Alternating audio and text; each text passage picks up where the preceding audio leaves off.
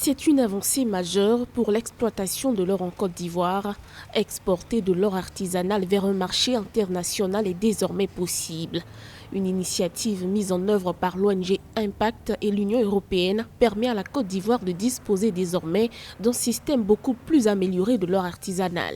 Ce système permet aux mineurs artisanaux de suivre les meilleures normes de traçabilité et de diligence. Le système de traçabilité de la production aurifère artisanale en Côte d'Ivoire vise à rassurer les acheteurs internationaux qu'il n'y a pas de travail forcé, que les enfants n'y sont pas exploités, en un mot que les droits à la personne sont respectés. Puisque nous savons qu'avec la pandémie de coronavirus, les exploitants artisanaux sont très impactés par la perte de revenus. Nous savons que les sites illégaux existent en nombre important et que les conditions d'exploitation ne sont pas évidentes dans ces endroits ne disposant pas d'autorisation d'exploitation. La première opération de l'initiative a été effectuée avec beaucoup d'espoir.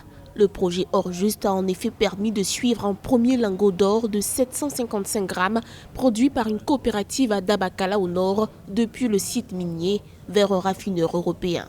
Véritable tremplin, le projet veut créer une chaîne d'approvisionnement responsable. Ce projet Or-Juste vise à plus de transparence dans les chaînes d'approvisionnement et garantir des revenus réguliers aux artisans orpailleurs pour les inciter à aller de l'avant. Et ça favorisera aussi les autres orpailleurs qui sont dans l'illégalité à prendre ce modèle sur ces orpailleurs artisanaux qui sont reconnus par l'État et dont le travail est valorisé à l'international.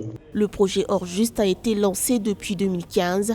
Il a été implémenté pour la première fois en République démocratique du Congo par l'ONG Impact, auparavant dénommée Partenariat Afrique-Canada. L'organisation œuvre pour une exploitation responsable des ressources naturelles.